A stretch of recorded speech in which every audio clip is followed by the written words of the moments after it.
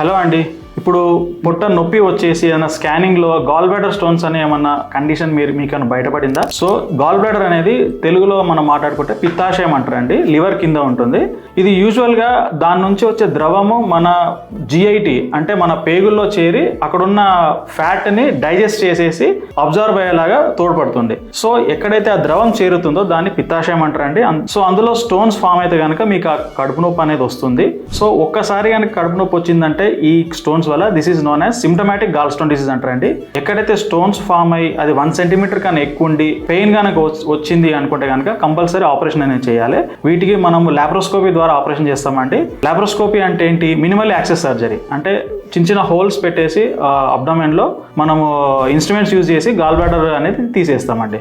So దానివల్ల ఏంటి, with in a day మీ పనులు మీకు వెళ్ళిపోవచ్చు అండి. సో అంటే ప్రొలాంగ్డ్ హాస్పిటలైజేషన్ అనేది అవాయిడ్ చేయొచ్చు. And this condition is a surgical condition, అస్సలు అశ్రద్ధ చేయొద్దు. అదర్వైజ్ ఇది సెప్సిస్ అయి ప్రాణాంతకం కూడా కావచ్చు. సో ఎక్కడైతే గాల్ బ్లాడర్ స్టోన్స్ అనేవి మీకు బయటపడతాయో, ఎక్కడైతే పెయిన్ ఉంటుందో మీకు కడుపులో, కంపల్సరీ దీనికి ట్రీట్మెంట్ తీసుకోండి జనరల్ సర్జన్ దగ్గర. Thank you.